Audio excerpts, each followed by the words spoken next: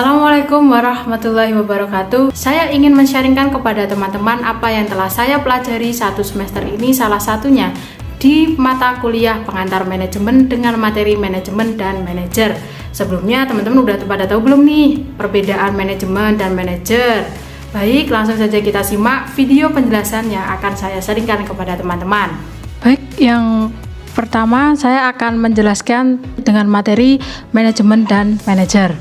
Nah, sebelumnya teman-teman udah pada tahu belum nih apa sih perbedaan manajer sama manajemen?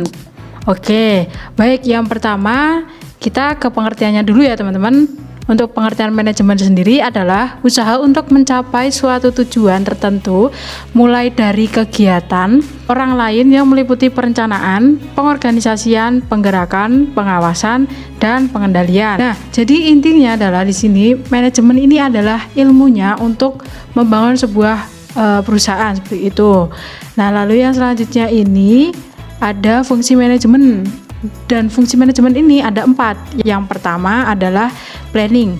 Planning di sini adalah kita merencanakan terlebih dahulu kita akan membuat atau mengembangkan suatu perusahaan tersebut ke arah mana dan apa saja yang harus kita sampaikan atau apa yang kita tuju di sebuah perusahaan tersebut. Nah, yang selanjutnya ini adalah organizing atau pengorganisasian. Tadi kan setelah menentukan planning untuk membawa perusahaan ini, kita juga harus membentuk bagan-bagan organisasi di suatu perusahaan. Contohnya siapa yang menjadi CEO-nya, siapa yang menjadi manajer keuangannya, siapa yang menjadi manajer produksinya, dan lain sebagainya. Yang selanjutnya adalah actuating atau directing, yaitu pengarahan. Tadi kan sudah dibagi siapa yang menjadi CEO-nya dan kawan-kawan gitu. Nah, kita lanjut ke pengarahan nih. Pengarahan ini adalah pembagian tugas gitu. Kira-kira job desk apa aja sih yang dikerjakan suatu jabatan yang telah dibagikan tadi gitu. Contohnya sebagai manajer itu harus bisa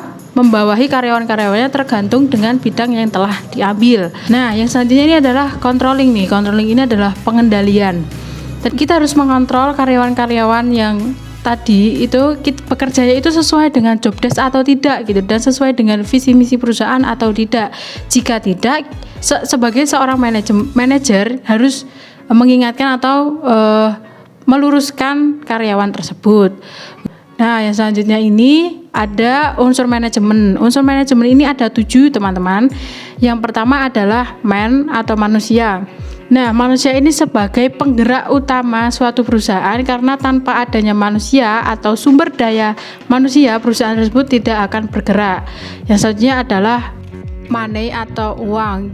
Tidak mungkin kalau kita tidak menerapkan unsur manajemen, yaitu uang, karena uang menjadi modal awal untuk membangun suatu perusahaan. Nah, yang selanjutnya ada material atau bahan. Jadi ketika kita sudah ada SDM-nya, ada modalnya, kita harus membeli bahan baku atau barang-barang yang digunakan untuk membangun sebuah perusahaan. Nah, yang selanjutnya ada mesin. Nah, mesin ini sangat berguna untuk menunjang atau membuat suatu produk yang sudah kita rencanakan sebelumnya. Baik, yang selanjutnya ada metode. Nah, setelah menggunakan mesin tadi, kita harus menerapkan metode apa aja sih yang harus kita gunakan dalam membangun perusahaan tersebut gitu. Contohnya mau memasarkan produk itu ke siapa aja, lalu di mana aja tempatnya, menggunakan e-commerce atau tidak, dan lain sebagainya. Yang selanjutnya adalah pasar atau market. Nah, kita harus menentukan juga tujuan pasar kita itu kepada siapa dan bisa digunakan atau bisa konsumsi oleh usia rentang berapa sampai berapa gitu. Apakah bisa dipakai untuk segala jenjang usia atau bagaimana, seperti itu. Nah, yang selanjutnya ini adalah millennials atau informasi dan lingkungan. Jadi ini hubungan dengan beraneka ragam informasi dan lingkungan yang dikumpulkan menjadi satu untuk menciptakan sebuah inovasi dalam suatu perusahaan tersebut. Nah, yang selanjutnya ini adalah pengertian manajer. Apa sih manajer itu? Nah, pengertian manajer ini adalah seorang pegawai di suatu perusahaan yang bertugas mengkoordinasi berbagai kegiatan dari para pegawai perusahaan. Jadi kan tadi manajemen itu ibaratnya ilmunya, dan manajer ini adalah yang mempraktekkan ilmu tersebut begitu. Nah, yang selanjutnya adalah tingkatan manajer. Tingkatan manajer ini ada 3. Yang pertama adalah top manager atau manajer puncak. Manajer puncak yang harus memiliki keterampilan konsep dengan tugas untuk memimpin organisasi atau perusahaan secara keseluruhan agar dapat membentuk tim kerja yang baik. Contoh dari top manager ini adalah dewan direktur, direktur atau CEO, lalu kepala perwakilan dan kepala divisi. Yang kedua adalah middle manager atau manajer menengah. Manajer yang menjadi penghubung antara manajer puncak dan lower manager. Manajemen menengah satu dalam profesinya adalah manajer menengah, tugasnya membawahi dan mengarahkan kegiatan-kegiatan para manajer lainnya. Nah, contoh dari middle manager ini yang pertama adalah kepala manajer atau kepala pengawas, manajer cabang, kepala departemen, kepala bagian, dan lain sebagainya.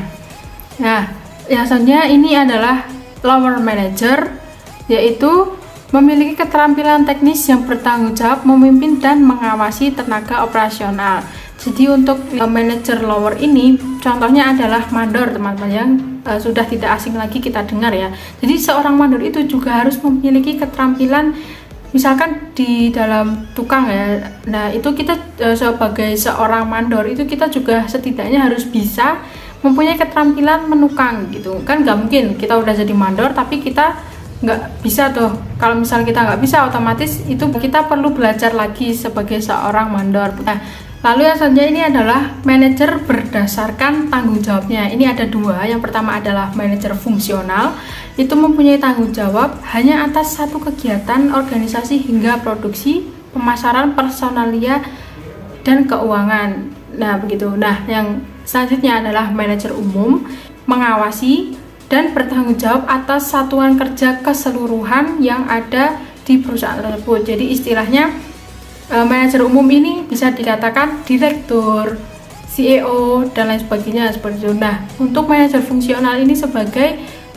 manajer di suatu cabang perusahaan. Yang selanjutnya adalah etika manajer. Etika manajer ini ada 3. Yang pertama adalah perilaku terhadap karyawan. Nah, seorang manajer itu juga harus bisa bersikap profesionalisme dengan semua karyawannya gitu. Contohnya, saya ada seorang manajer dan saya memiliki masalah pribadi dengan karyawan A. Nah, kita sebagai manajer kita harus bersikap profesionalisme. Kita harus bisa membedakan mana urusan pribadi dan mana urusan pekerjaan gitu. Lalu yang kedua adalah perilaku terhadap organisasi. Nah, permasalahan etika juga terjadi dalam hubungan pekerja dengan organisasinya. Masalah yang terjadi terutama menyangkut tentang kejujuran, konflik kepentingan, dan kerahasiaan. Jadi sebagai manajer juga kembali lagi kepada sikap profesionalisme gitu. Bisa tidaknya sih kita menjaga kerahasiaan atau dokumen yang ada di perusahaan gitu. Jangan sampai kalau misalkan kita menjalin kerjasama dengan perusahaan lain, kita membocorkan rahasia yang ada di perusahaan yang sedang di perusahaan kami seperti itu. Nah, yang selanjutnya adalah perilaku terhadap ekonomi lainnya. Agen ekonomi yang dimaksud di sini adalah seorang manajer juga harus menjalankan etika ketika berhubungan dengan agen-agen ekonomi lain seperti pelanggan, pesaing, memegang saham, pemasok, distributor, dan serikat buruh gitu. Jadi kita tidak boleh membeda-bedakan mereka gitu. Kita harus sama gitu. Karena tujuannya adalah untuk memajukan ekonomi yang ada di Indonesia. Baik, mungkin itu saja yang bisa saya sharingkan dan saya sampaikan. Semoga bisa bermanfaat. Wassalamualaikum warahmatullahi wabarakatuh.